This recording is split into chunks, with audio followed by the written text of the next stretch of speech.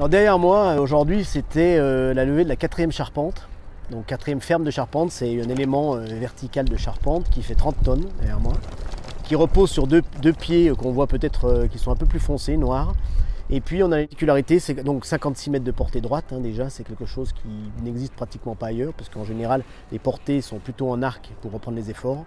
Donc des débords de 9 mètres latéralement, donc avec des tirants extérieurs. La ferme fait 30 tonnes, je l'ai dit, et puis des tractions aussi latérales de ces tirants de 150 tonnes pour redresser la charpente. C'est-à-dire que, et c'est pour ça qu'on a des pièces métalliques qui sont sur les côtés extérieurs, que la charpente n'est pas toute bois. C'est-à-dire que le bois est très bon en résistance à la compression et moins bon à la traction. Donc les efforts de 150 tonnes qui vont être appliqués latéralement, c'est repris par ces deux éléments de ferme métalliques, et c'est pour ça que la charpente est mixte. Sur un plan technique, des zones d'accueil qui sont sur la partie basse avec un accès direct au parking qu'on n'avait pas à ce jour. Et un accès latéral sur cette partie de 2 fois 1000 m², 1000 en bas, 1000 à 7 étages, où ici vous aurez des salles de 50 à 500 m² sécables, et puis une terrasse avec une vue sur la vallée de l'Arve et sur la chaîne du Mont Blanc qui est derrière, qui est juste magnifique, et qui est juste aussi notre particularité, parce que tous les grands parcs d'expo sont adossés plutôt à des grandes agglomérations, et qu'ici en Haute-Savoie, notre différenciation, c'est ça, c'est d'être dans un espace entouré d'espaces naturels, des grands espaces, des grands paysages.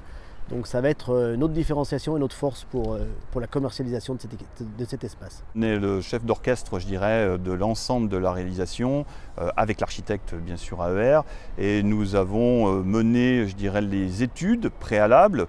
Ce que j'expliquais, c'est qu'on a été aussi présent, je dirais, dans la programmation, dans la mise au point du projet avec Roche Expo, quand ils se sont posé la question de dire comment on remettait à nouveau le parc. Et il y a eu tout un tas de réflexions en disant quel est l'outil qu'il nous faudrait aujourd'hui.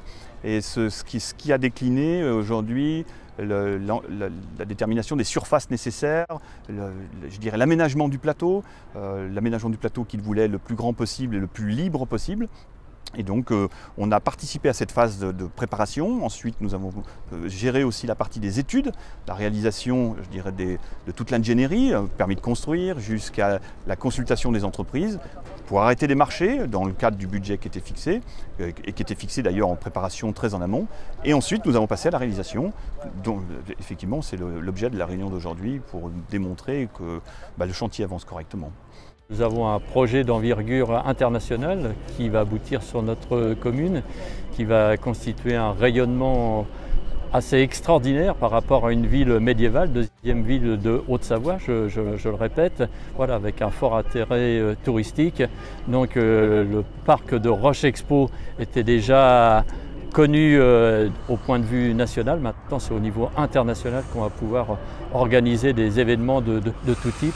C'est une fierté pour acquérir maintenant au niveau de Roche Expo un bâtiment aussi moderne, où là on s'inscrit vraiment dans le 21e siècle, donc sur un bâtiment qui est exceptionnel au plan national, mais même je dirais au niveau national. C'est presque incroyable, et donc c'est un maire des plus ravis que vous avez face à vous.